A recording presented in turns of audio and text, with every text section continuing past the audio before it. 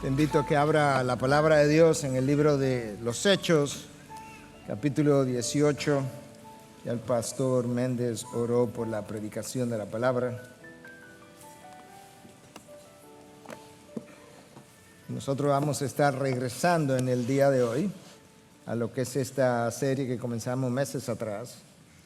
Bueno, si mi iPad quiere prender, ahí está. Pero que se ha visto interrumpida por varias circunstancias distintas, incluyendo motivos de salud. Pero como anunciamos el domingo anterior, nosotros estaríamos comenzando, y así estamos haciendo, o reiniciando la serie en el capítulo 18, donde nos habíamos quedado. La última vez que nosotros vimos al apóstol Pablo en esta serie, él estaba en la ciudad de Atenas. Y en Atenas lo llevaron al Areópago, donde él estuvo discutiendo con filósofos epicúreos, junto con los estoicos. Y allí Pablo estuvo debatiendo y él comenzó a presentar un mensaje que iniciaba con la revelación del Dios creador y comenzó a avanzar en esa dirección, pero lamentablemente él no pudo terminar su mensaje. Apenas llegó a hablar de que llegaría un día de juicio final donde Dios juzgaría al mundo por medio de un hombre, pero ni siquiera le permitieron identificar al hombre como Jesucristo. Y Pablo comenzó a hablar de la resurrección, pero tan pronto habló de la resurrección, pensaron que estaba loco, otros lo tildaron de palabrero, lo interrumpieron y Pablo tuvo que terminar allí. Y Pablo se propone entonces salir de Atenas con una experiencia no agradable. Pocas personas llegaron a creer, ninguna iglesia se estableció allí durante este tiempo y realmente como que Atenas debió haber dejado un sentimiento amargo o triste o decepcionante en la mente, en la memoria del apóstol Pablo. La próxima parada, la próxima ciudad donde Pablo estaría ministrando sería la ciudad de Corinto. Y Corinto no era un lugar fácil para evangelizar, era una ciudad difícil por múltiples razones. Si Pablo tuvo un choque cultural cuando estuvo en Atenas, debido a que Atenas era considerada como la capital cultural del mundo por mucho tiempo, aunque para este tiempo de Pablo ya había decaído lo suficiente, pero aún así conservaba su historia, conservaba su fama. Si él tuvo un choque cultural en Atenas, él debió haber tenido un choque moral cuando llegó a Corinto, una ciudad altamente inmoral, una ciudad donde predominaba o abundaba la homosexualidad y donde había una gran idolatría. Ese es el lugar donde Pablo acaba de llegar después de haber tenido una experiencia decepcionante en Atenas. Y esa es la razón, las condiciones de la ciudad de Corinto, es la razón por la que yo he titulado este mensaje, Corinto, una ciudad intimidante y un Dios omnipotente. El texto de hoy habla de dos cosas: de la ciudad donde Pablo llegó y del Dios omnipotente que hace prevalecer su evangelio en medio de las peores circunstancias que tú puedas imaginar. Y con eso yo quiero pedirte que leas conmigo del versículo 1 al versículo 11 de Hechos 18 y al final leeremos unos versículos más. Después de esto, Pablo salió de Atenas y fue a Corinto. Y se encontró con un judío que se llamaba Aquila, natural del Ponto, quien acababa de llegar de Italia con Priscila, su mujer, pues Claudio había ordenado a todos los judíos que salieran de Roma. Fue a ellos, y como él era del mismo oficio, se quedó con ellos y trabajaban juntos, pues el oficio de ellos era hacer tiendas. Y discutía en la sinagoga todos los días de reposo y trataba de persuadir a judíos y a griegos. Cuando Silas y Timoteo descendieron de Macedonia, Pablo se dedicaba por completo a la predicación de la palabra, testificando solemnemente a los judíos que Jesús era el Cristo. Pero cuando ellos se le opusieron y blasfemaron, él sacudió sus ropas y le dijo: vuestra sangre sea sobre vuestras cabezas, yo soy limpio. Desde ahora me iré a los gentiles. Y partiendo de allí se fue a la casa de un hombre llamado Ticio Justo, que adoraba a Dios, cuya casa estaba junto a la sinagoga. Y Crispo, el oficial de la sinagoga, creyó en el Señor con toda su casa, y muchos de los corintios al oír creían y eran bautizados. Escucha ahora con atención. Y por medio de una visión durante la noche, el Señor dijo a Pablo: no temas, sigue hablando y no calles. Porque yo estoy contigo y nadie te atacará para hacerte daño, porque yo tengo mucho pueblo en esta ciudad. Y se quedó allí 1 año y 6 meses enseñando la palabra de Dios entre ellos. Dijimos antes de leer el texto que Corinto era una ciudad intimidante, y realmente lo era. De hecho, cuando Pablo llega a Corinto, él escribe posteriormente acerca de cómo él llegó allí.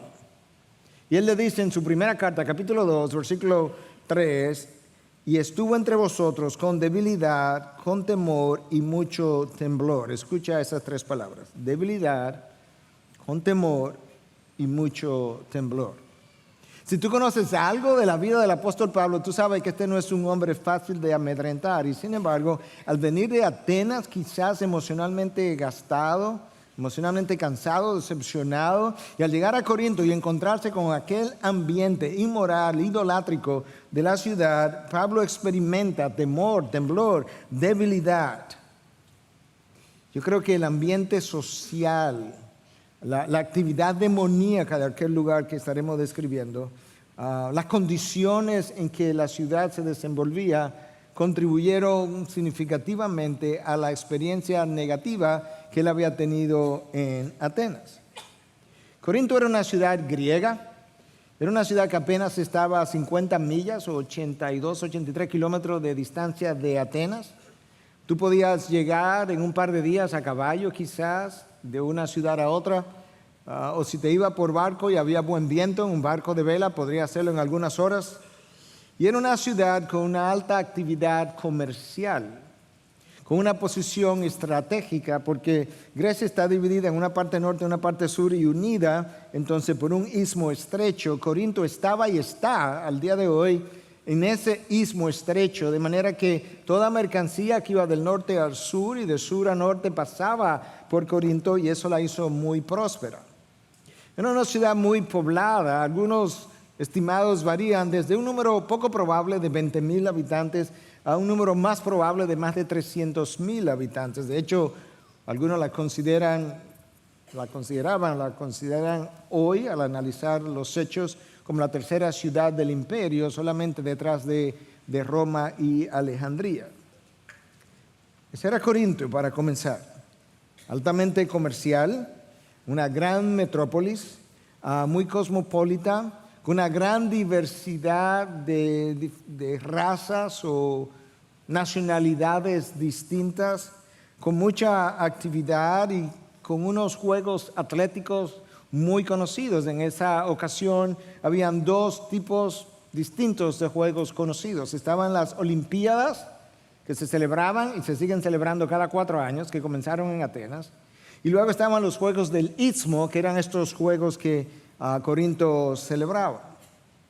Algo que te puede dar una idea de cuán poblada era la ciudad y de cuán famosos eran estos juegos es que Corinto tenía un anfiteatro que albergaba entre 14 y 18,000 personas.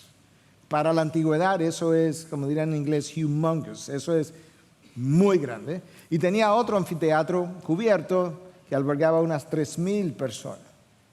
La inmoralidad era muy conocida. De hecho, por mucho tiempo, por cientos de años, se hablaba de la palabra corintianizar. Y si tú estabas corintianizando, implica que tú vivías un estilo de vida inmoral. La palabra en el griego es korintiasomai.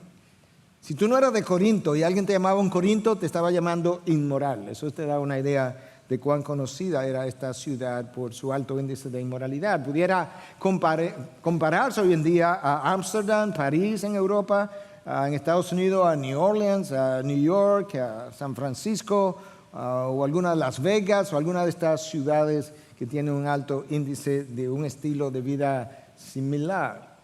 Algunas de estas ciudades pudieran compararse comercialmente con lo que Corinto era, y eso te da una idea entonces de la actividad comercial y de cómo esta actividad comercial ayer y hoy frecuentemente promueve lo que es hoy le llamamos globalización, pero promueve los índices de inmoralidad, algo que nosotros hemos vivido en nuestra propia nación. Otra de las atracciones en Corinto era la existencia de un templo a la diosa Afrodita, considerada una de las maravillas del mundo antiguo. Afrodita era la diosa del amor o la diosa de la sexualidad, de la fertilidad. Hoy en día todavía se habla de cosas que son afrodisíacas. Y este templo estaba situado en el Acrópolis de Corinto llamado Acro Corinto. La gente iba allí a gozarse de la vida inmoral de la ciudad. De hecho, se hablaba de que los marinos que transitaban por aquella localidad muchas veces dejaban todo su dinero en Corinto. Corinto también era conocida porque tenía 2 puertos de mar, con una corta distancia entre uno y otro.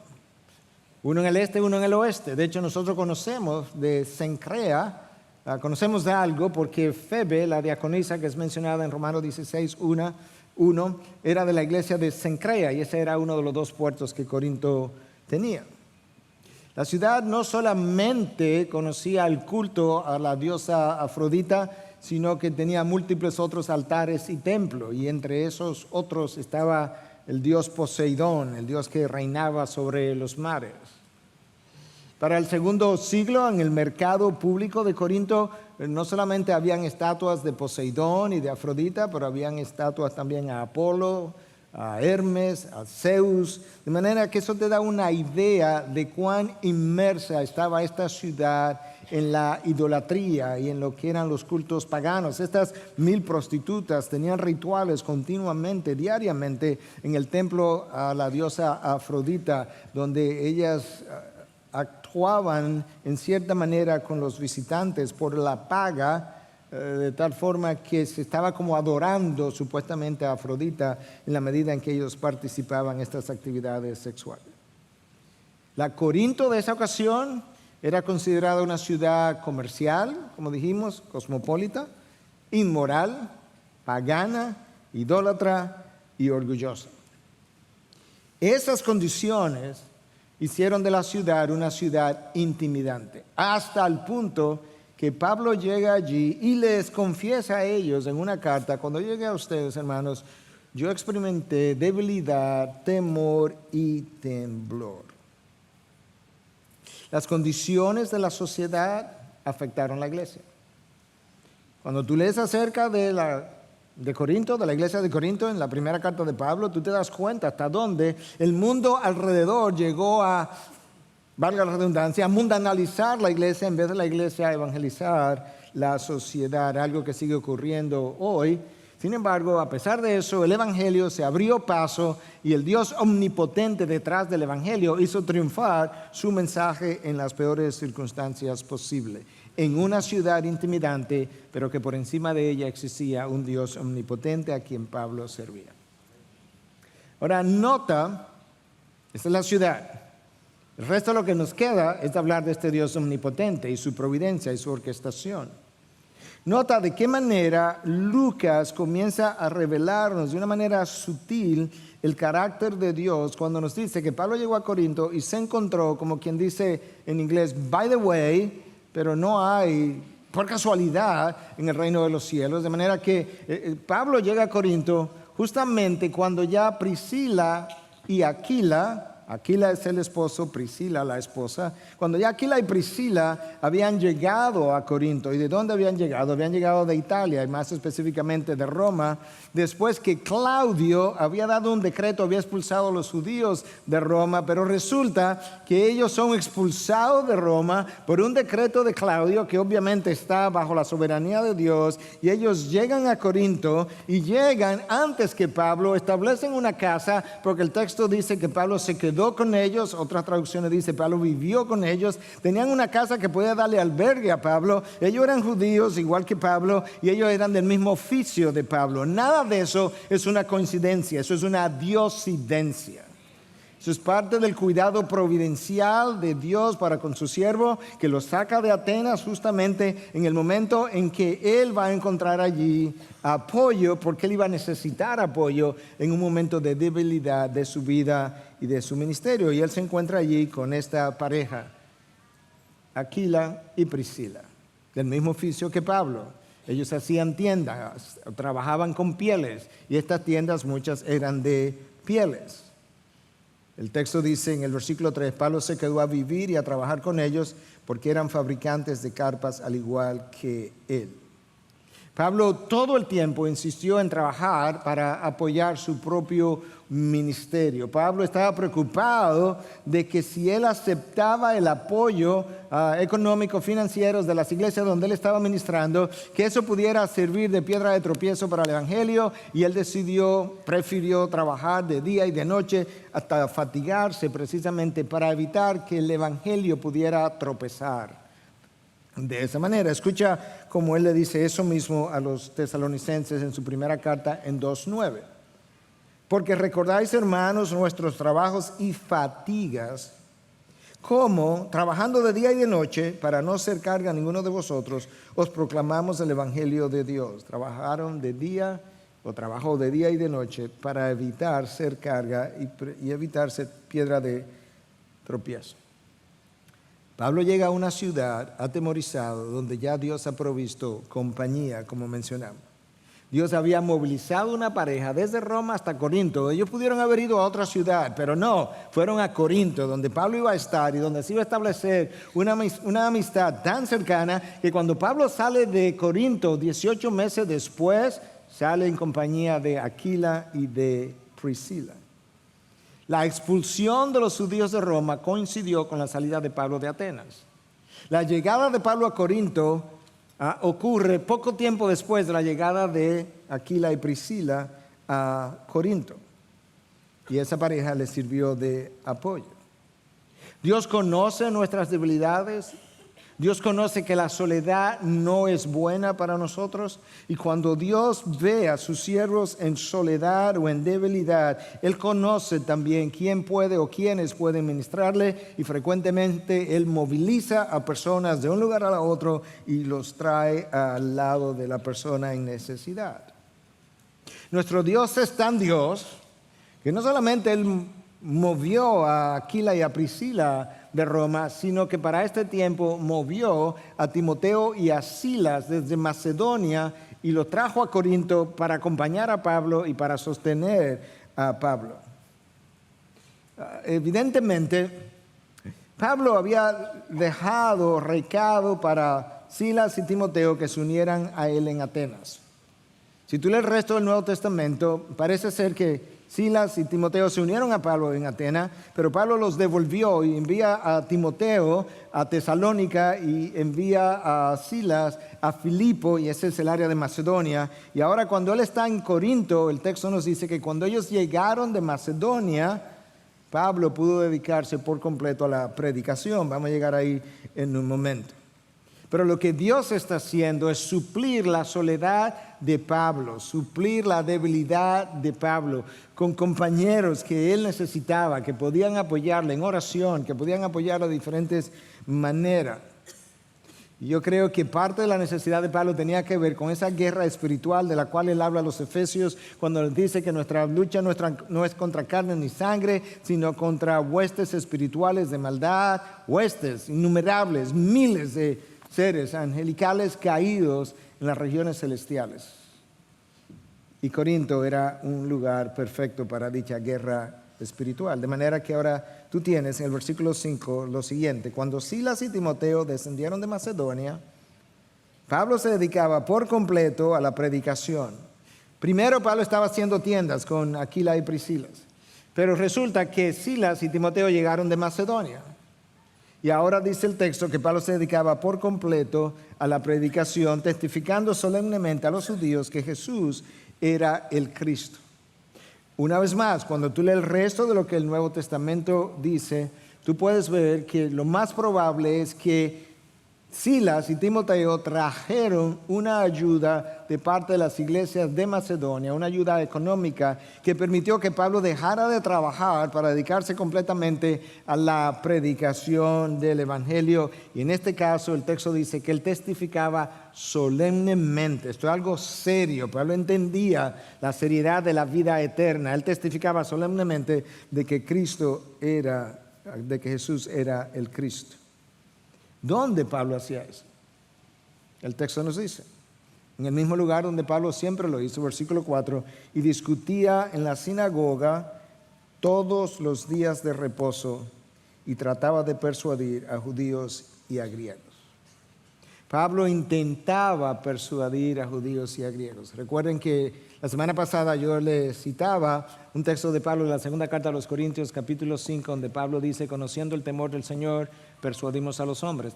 Pablo trataba de persuadir a judíos y a griegos que habían llegado a creer en ese Dios general de los judíos y que iban a la sinagoga a escuchar lo que tenía que explicarse ese día. Pero el corazón del pueblo hebreo se había endurecido a tal forma que el pueblo no escuchó a los profetas, no escuchó a Pablo, no escuchó a ninguno de aquellos que trataron de evangelizarle. Había un endurecimiento parcial del cual habla Romanos 11 que perdura hasta el día de hoy. Romanos 11 dice que el endurecimiento perdura hasta el día de hoy. Obviamente cuando Pablo escribió, pero ha continuado de la misma manera. En el caso de Corinto, el texto nos dice en el versículo 6 que cuando ellos, los judíos, se le opusieron y blasfemaron. No simplemente le hicieron oposición a Pablo, sino que al referirse al mensaje de Pablo, blasfemaron contra Dios. Ciertamente los compatriotas de Pablo, los judíos, le dieron más agua de beber que el pueblo gentil. En Listra, su primer viaje misionero, lo apedrearon y lo dieron por muerto. Luego Pablo llega a Europa por Filipos y en Filipos cae preso. De ahí se mueve a Tesalónica y en Tesalónica los judíos lo empujaron, lo forzaron a salir de la ciudad. Él se mueve a Berea y el texto nos dice que de Tesalónica los judíos se mudaron a Berea y le hicieron la vida imposible a Pablo y él tuvo que salir corriendo también y de ahí se fue a Atenas y de Atenas se fue a Corinto. Atenas fue la única ciudad hasta ahora en este segundo viaje misionero donde Pablo no fue forzado a salir, sino que él voluntariamente se fue de Atenas a Corinto. Y en Corinto se le opusieron y blasfemaron. Cuando Pablo recibe la blasfemia contra Dios de parte de los judíos, esta es su reacción, versículo 6, segunda parte. Él sacudió sus ropas y les dijo, vuestra sangre sea sobre vuestras cabezas. Yo soy limpio, desde ahora me iré a los gentiles. Eso era un gesto simbólico de juicio, simbólico de rechazo y simbólico de que yo me lavo las manos, mi conciencia está limpia, yo he predicado el mensaje, yo he predicado el evangelio, ustedes lo han rehusado y de aquí en adelante los únicos responsables son ustedes. Eso es algo que el pueblo judío había aprendido, había sido enseñado a hacer eso. De hecho, el mismo Jesús habló algo de eso. En Mateo 10, cuando tú lees el texto, tú te percatas de que hubo un momento en que Jesús envió a 70 de sus discípulos a predicar de 2 en 2 y le dio instrucciones. Le dio instrucciones de qué hacer cuando fueran por el camino. En una de esas instrucciones dice lo siguiente, de parte de Jesús para sus discípulos. Y cualquiera que no os reciba ni oiga vuestras palabras, al salir de esa casa o de esa ciudad, sacudir el polvo de vuestros pies. Pablo lo hizo de su ropa. Es una forma simbólica de decir, esto es parte del juicio de Dios. Esto implica un rechazo del mensaje que te podía salvar. Por tanto, de aquí en adelante me iré a los gentiles. El pueblo no escuchó, el pueblo no quiso escuchar el mensaje de salvación. Entonces Pablo se va de allí, se va de la sinagoga y se muda. ¿Dónde tú crees que Pablo se muda? Escucha, versículo 7. Partiendo de allí se fue a la casa de un hombre llamado Ticio Justo, que adoraba a Dios, cuya casa estaba junto a la sinagoga. Y Crispo, el oficial de la sinagoga, creyó en el Señor con toda su casa, y muchos de los corintios al oír creían y eran bautizados. ¿Tú ves la mano de Dios aquí? Los judíos no quieren oír. Muy bien, Pablo, te vas de la sinagoga, pero ¿a dónde te vas? Te vas a mudar y vas a vivir al lado de la sinagoga.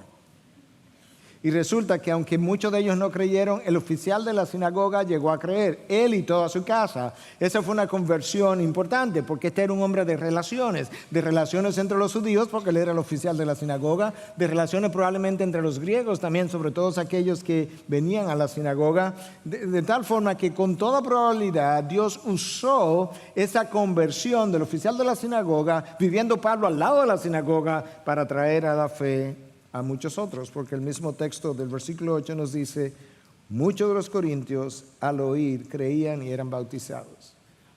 ¿Cuáles corintios? Bueno, Pablo nos dice en una de sus cartas a los corintios que los inmorales, los mentirosos, los homosexuales, los afeminados no entrarán al reino de los cielos, y luego agrega, y esto erais algunos de vosotros. En otras palabras, corintios, ustedes llegaron a creer, pero salieron de un estilo de vida típico de la ciudad en la que yo estaba predicando. Muchos de esos corintios llegaron a creer. Dios estaba haciendo evidente el poder del evangelio en medio de toda esa actividad demoníaca, en medio de toda esa actividad inmoral que describimos hace un momento atrás. En el interín, las energías de Pablo se han venido gastando. Pablo ha tenido múltiples sufrimientos físicos. Pablo fue burlado en Atenas. Pablo está ahora en Corinto ministrando, y fruto de todas esas vicisitudes, al igual que ha pasado con otros siervos de Dios, Pablo se siente en un momento dado decepcionado, triste quizás, deprimido tal vez, gastado. Es más, Pablo pudo haberse preguntado, aunque el texto no nos dice, lo que nos hemos preguntado algunos de nosotros, ¿y valdrá la pena todo esto? Como dicen en inglés, esa frase, who needs this? ¿Quién necesita esto? Estaba bien en Jerusalén, yo era un fariseo, yo era un líder, con buena posición, y ahora yo comienzo a predicar el evangelio y esto es lo que me toca vivir. Y Pablo dice, yo llegué aquí con temblor, con temor, con debilidad. Yo estoy gastado, me estoy gastando. Y cuando tú revisas el registro bíblico, tú te das cuenta que eso no fue único de Pablo. Abraham temió por su vida 2 veces y entregó a su esposa y dijo que era su hermana, temiendo por su vida. Elías peleó, degolló 450 profetas de Baal y luego sale corriendo a una sola mujer, a Jezabel. Pobre esposo. David, bueno, no tan pobre, porque acá no era, en buen dominicano, paja de coco tampoco. David tuvo miedo de Saúl. Juan el Bautista, el introductor del Mesías, está en la cárcel y él manda a sus discípulos a preguntarle a Jesús si él era realmente el Mesías o debían esperar a otro. Porque yo no entiendo.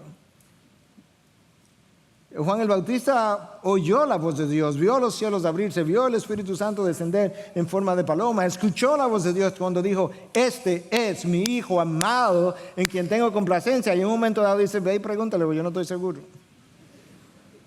Pero tú no oíste la voz. Sí, pero yo tengo mis dudas. Yo creo que nosotros podemos asumir que Pablo está en un momento de debilidad por lo que ocurre y leemos en los próximos 2 versículos. Versículo 9. Y por medio de una visión durante la noche, el Señor dijo a Pablo, no temas, sigue hablando y no calles, porque yo estoy contigo y nadie te atacará para hacerte daño, porque yo tengo mucho pueblo en esta ciudad. Wow. Pablo, tú tienes a Aquila, tú tienes a Priscila, tú tienes a Timoteo, tú tienes a Silas, pero ¿sabes qué? Yo estoy consciente que tú necesitas algo más que simplemente la compañía humana. Tú necesitas a alguien más que seres humanos que te aman, a quienes tú amas, que te pueden ayudar. Tú me necesitas a mí, de manera que yo he venido a hablar contigo y quiero decirte en primer lugar, no temas. Yo sé, Dios está diciendo, yo sé que el temor es una condición típica de la naturaleza humana, pero yo he venido a decirte, no temas, porque mis propósitos, quien te habla es el Dios Todopoderoso, con propósitos que no pueden ser cambiados, alterados, interrumpidos, impedidos, derrotados. Yo soy tu garantía, Pablo. Eso es exactamente lo que Job aprende después que él pasa por su experiencia de dolor, de sufrimiento, y al final Job dice en 42:2, yo sé. Ya Job no está diciendo yo de oídas, no. Yo sé que tú puedes hacer todas las cosas. Tú puedes hacer todo, absolutamente todo. Y que ningún propósito tuyo puede ser estorbado. Eso es lo que Dios le está diciendo a Pablo ahora. No temas. Dios, todo lo que Dios se propone lo hace en el tiempo de Dios, a la manera de Dios, con los recursos de Dios, para la gloria del mismo Dios. Y Pablo conocía eso. Pablo había estado en el tercer cielo, pero Pablo necesitaba un recordatorio. Pablo era un ser humano al igual que tú y que yo, con necesidades y debilidades en su momento. Y son esos momentos de debilidades donde Dios es más propicio a mostrar su poder. Su poder se perfecciona en la debilidad. Mientras mayor es tu debilidad, mayor es el chance que tú tienes de experimentar el poder de Dios. Y cuando hablamos del poder de Dios, no estamos hablando de un simple poder, estamos hablando del poder todopoderoso, valga la redundancia. Estamos hablando de un poder que no puede ser detenido en ninguna circunstancia. Stephen Charnock, escribiendo en el siglo XVII, uno de los puritanos del momento, escribió un libro acerca de los atributos de Dios, un clásico de la literatura, más de 500 páginas dedicada a describir cómo él concebía los atributos de Dios. Y hablando de la omnipotencia de Dios, él dice lo siguiente: es la habilidad que Dios tiene de hacer que lo que Él quiere que ocurra, ocurra. Es la habilidad que Dios tiene de hacer que eso que Él quiere que ocurra, ocurra con toda certidumbre.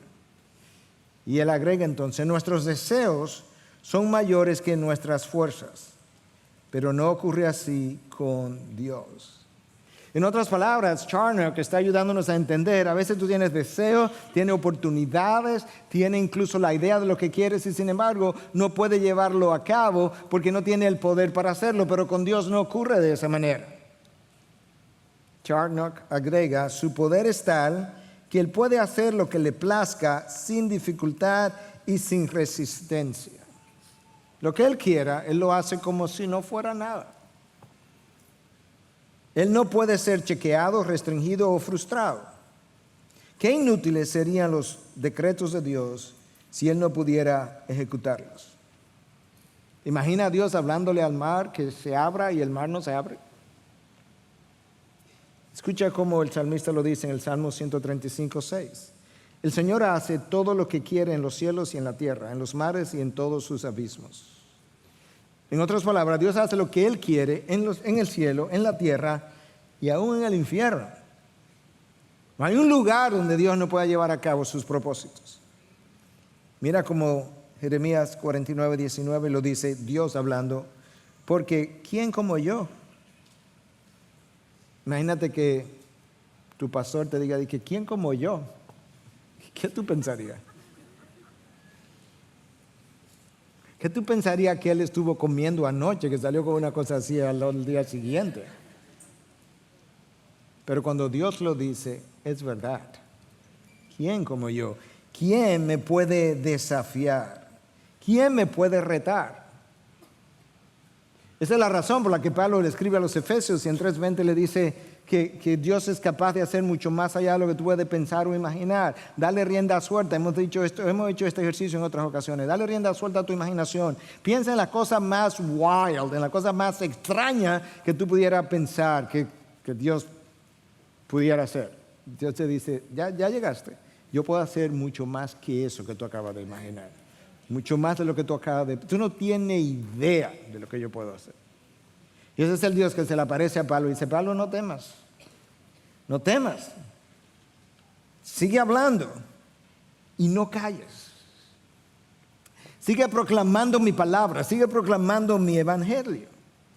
¿Tú sabes por qué, Pablo? No puedes parar de hablar, porque todo lo que yo hago, lo hago por medio de mi palabra. Y tú sabes que yo declaré a través del profeta Isaías en 55:11, así será mi palabra que sale de mi boca, no volverá a mí vacía, sin haber realizado lo que deseo y logrado el propósito para la cual la envié. Pablo, tú predicas, porque yo te garantizo que cuando tú termines de predicar y la palabra regrese a mí, la palabra habrá conseguido todos y cada uno de los propósitos para los cuales yo hice que saliera de ti. No calles.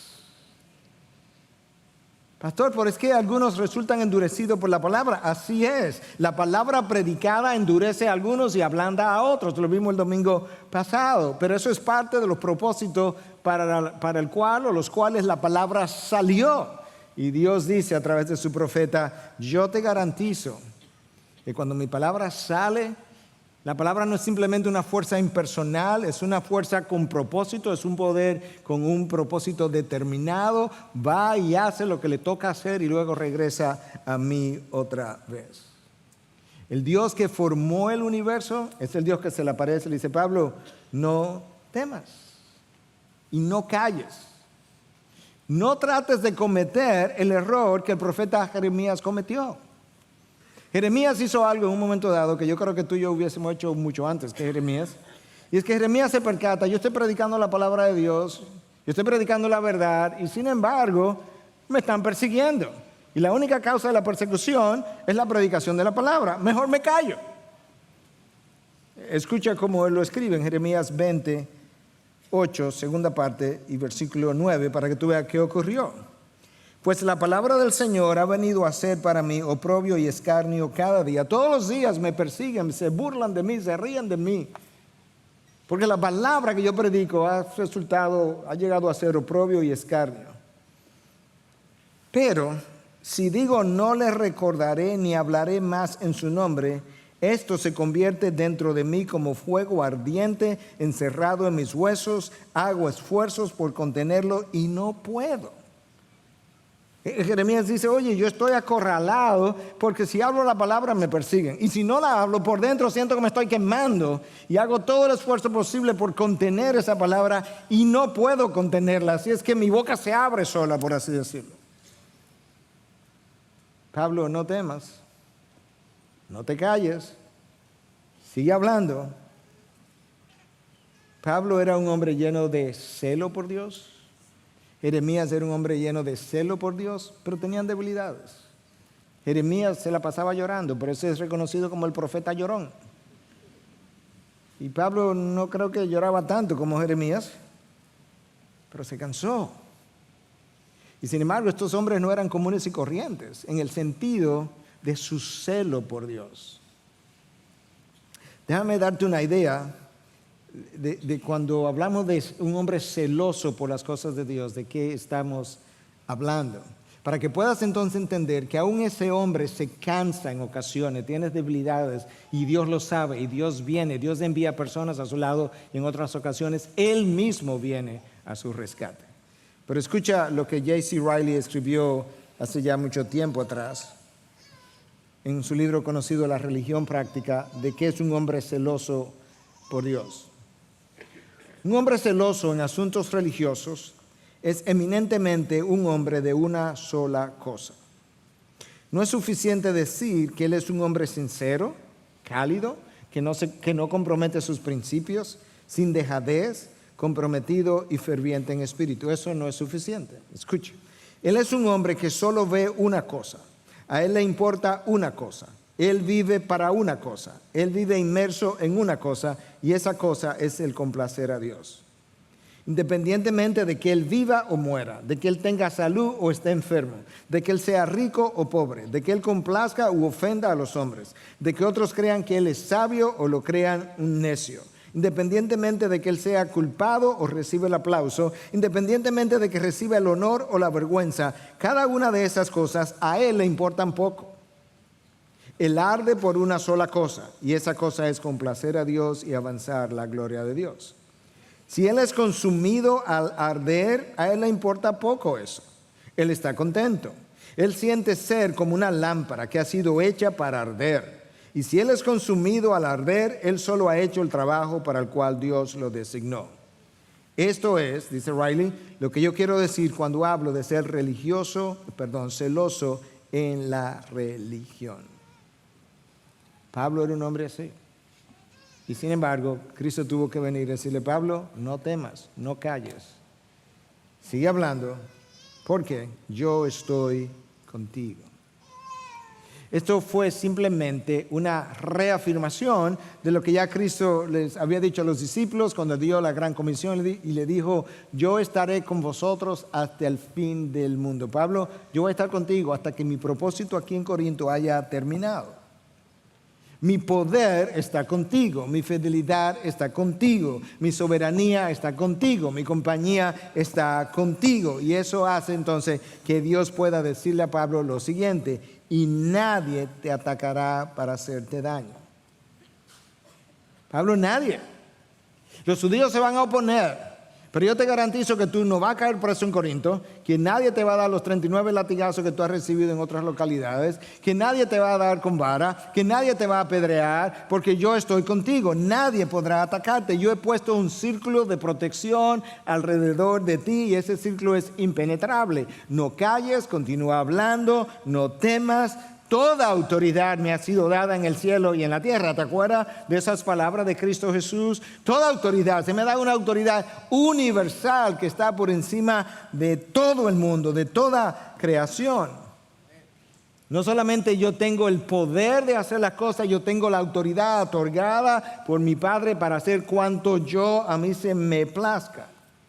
Y esa autoridad que Cristo recibió está por encima de toda autoridad humana. Cuando Cristo habla, el resto del mundo calla.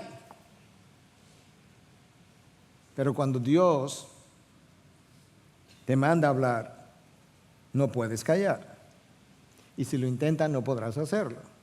El poder de Dios, el poder omnipotente que está con Pablo en Corinto, garantizando el triunfo del Evangelio en aquella ciudad inmoral, ese poder y esa autoridad está por encima de toda autoridad humana, por encima de todos los reyes. A Nabucodonosor, Dios lo puso a comer hierba por 7 años, junto con las bestias del campo. ¿Te imaginas? Es una autoridad que está por encima de toda la creación. Dios habla y el mar se abre. Dios habla y el Jordán se detiene. Dios habla y los mares se calman. Dios habla y los vientos también entran en paz. Dios habla y el pez vomita a Jonás, porque su poder y su autoridad están por encima de todo lo creado. Por encima de todo poder demoníaco que se movía en Corinto está el poder de Dios. No temas, no calles, sigue hablando. Nadie te va a atacar. Ahora escucha por qué, Pablo. Porque el por qué me da la razón. El por qué de todo eso. ¿Por qué te digo que no calles? ¿Por qué te digo que no temas? ¿Por qué te digo que yo estoy contigo? Porque yo tengo mucho pueblo en esta ciudad. Eso no eran creyentes todavía. Pablo acaba de llegar. El evangelio ni siquiera ha comenzado a propagarse en Corinto y Pablo le dice, oye Pablo, en la eternidad pasada yo hice una elección de personas que hoy viven en Corinto. Y la elección hecha se hizo de tal forma que fue predeterminado que el instrumento de conversión serías tú. De manera que no calles, no temas, sigue hablando, porque ese pueblo que yo concebí en la eternidad pasada y que ahora vive allí donde tú estás, es un pueblo que va a llegar a creer y va a llegar a creer por medio de la predicación de mi evangelio a través de tus labios. No calles, no temas, sigue hablando, porque yo voy a realizar mi propósito en aquella ciudad. Wow. Dios está garantizando la vida del portavoz porque Él quiere dar vida a aquellos que estaban muertos en delitos y pecados. Y Pablo se parqueó en Corinto 18 meses. Si tú lees el resto de la historia, Pablo pasa una semana aquí, pasa 2 o 3 semanas allí, en Atenas pasó unas semanas y de ahí se mudó. Cuando él llega a Corinto, él se parquea 18 meses. ¿Por qué? Porque él está contando con el Dios que le ha dado el respaldo y le ha dado las garantías. Tu esperanza no está en lo que concibes. Tu esperanza no está en lo que manejas. Tu esperanza no está en lo que tú puedes controlar. Tu esperanza no está en tus dones y talentos, no está en tu preparación. Tu esperanza está en el Dios que controla cada evento de tu vida, incluyendo los decretos que expulsan judíos de ciudades en un momento dado, que llegan a Corinto, y ahí están ellos para recibir a Pablo y proveer para Pablo lo que Pablo necesitaba. Y mira lo que ocurre. Porque es cierto que los judíos se opusieron, pero Dios le había dicho: nadie te atacará. Entonces escucha ahora del versículo 12 al 17 lo que ocurrió. Pero siendo Galión procónsul de Acaya, Acaya era la provincia cuya capital era Corinto, siendo Galión procónsul de Acaya, los judíos se levantaron a una contra Pablo y lo trajeron ante el tribunal diciendo: este persuade a los hombres a que adoren a Dios en forma contraria a la ley. Está Pablo frente al tribunal otra vez. Cualquiera pensaría que de ahí iba para la cárcel. Versículo 14. Y cuando Pablo iba a hablar, Galión, es el procónsul, dijo a los judíos: si fuera cuestión de una injusticia o de un crimen depravado, oh judíos, yo os toleraría como sería razonable. Pero si son cuestiones de palabra y nombres de vuestra propia ley, allá vosotros. No estoy dispuesto a ser juez de estas cosas. Y los echó del tribunal. Se me van de aquí. Uno pensaría que le caerían arriba a Pablo entonces. Versículo 17. Entonces todos ellos le echaron mano a Sóstenes, el oficial de la sinagoga, y lo golpearon frente al tribunal, pero Galión no hacía caso de nada de esto. De manera que no es a Pablo que están golpeando, es al oficial de la sinagoga que están golpeando, porque Dios ha hecho una promesa a Pablo, y antes de que eso pueda no cumplirse, pasa el cielo y la tierra, pero mi palabra no pasará. Aún una tilde de la ley será cumplida. De manera que tú, yo, Pablo y cualquiera de los hijos de Dios puede estar seguro en cada una de las promesas que Dios ha hecho a sus hijos. La única manera que Dios puede garantizar sus promesas es si Dios es omnipotente. La omnisciencia puede predecir el futuro, pero no puede garantizar el futuro. Es la omnipotencia de Dios que garantiza que lo que Él profetice se cumple, y Pablo ha recibido garantía de parte de Dios. Siendo omnipotente, esa es la única forma como Dios puede decir: el cielo y la tierra pueden pasar. ¿Te imaginas eso? Billones de astros pudieran dejar, trillones de astros pudieran dejar de existir en un momento dado antes que mi palabra no cumpla el propósito para el cual yo la envié. Wow. Escucha cómo Dios lo dice a través de Isaías 14, 26 y 27. Este es el plan acordado contra toda la tierra. Y esta es la mano que está extendida contra todas las naciones. Si el Señor de los ejércitos lo ha determinado, ¿quién puede frustrarlo? Y en cuanto a su mano extendida, ¿quién puede volverla atrás? Si Dios determinó algo, no hay manera de darle para atrás. No hay manera de detener eso, de frustrar eso. Cuando Él extiende su mano, no hay manera de devolverla. Y eso es algo importante en la medida que traemos esto a un cierre para la iglesia de hoy, porque en ocasiones tú encuentras a alguien desde un púlpito diciendo algo como esto: Dios quería bendecirte, pero Satanás se interpuso. ¿En serio? ¿En serio? O sea, Satanás es más poderoso que Dios. Dios quiere hacer algo, Dios quiere bendecirte, pero Satanás decidió que no iba a dejar que Dios te bendijera. O tú perdiste tu Biblia o perdiste la cabeza, una de esas dos cosas, porque no hay otra manera de concebir eso. O alguien se para detrás de un púlpito y dice: no te dejes robar la bendición de Dios. ¿En serio? Que Dios quiere traerte una bendición y Satanás te la arrebata. No hay una canción más hereje que la famosa canción de Arrebato que anda por ahí. ¿Arrebato qué? Si tu futuro y todo lo que eres y todo lo que puedes ser y llegarás a ser está en las manos de tu Creador y Redentor, no en las manos de un Satanás caído, de un ser que ha sido derrotado por el poder de la cruz. O sal a buscar tu Biblia o sal a buscar tu cabeza. A.W. Pink, y con esto cierro, muy conocido por la manera como él concebía la soberanía de Dios. Escribió todo un libro acerca de la soberanía de Dios. Decía, la iglesia de hoy no refleja la gloria del Dios creador. De la misma manera que una velita prendida al mediodía no revela la gloria del sol. La iglesia de hoy, con su predicación débil, no revela la gloria del Dios creador. De la misma forma que una vela prendida al mediodía no revela la gloria del sol. Ese es el Dios que se le aparece a Pablo en Corinto. Él dice, Pablo, esta es una ciudad, no parafraseando, pero estoy creando el contexto que hemos visto. Esta es una ciudad inmoral, pagana, idolátrica, llena de vicios, comercial, imbuida en la actividad demoníaca. No temas, no calles, sigue hablando, porque yo estoy contigo.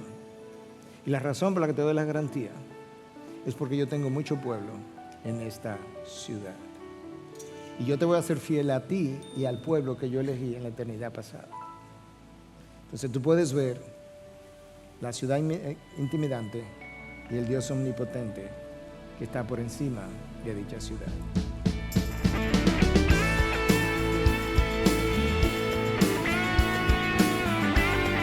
Esta es una producción que llega hasta ustedes gracias a los aportes de individuos y empresas comprometidos con la defensa de la fe. Para más información, preguntas y comentarios, visite nuestra página de internet www.integridadisabiduría.org. En esta página encontrará información sobre la producción de este y otros recursos que ponemos a su disposición, como también las formas en las que usted puede contribuir con la producción de programas como estos. Les invitamos nuevamente a visitar nuestra página de internet www.integridadisabiduría.org.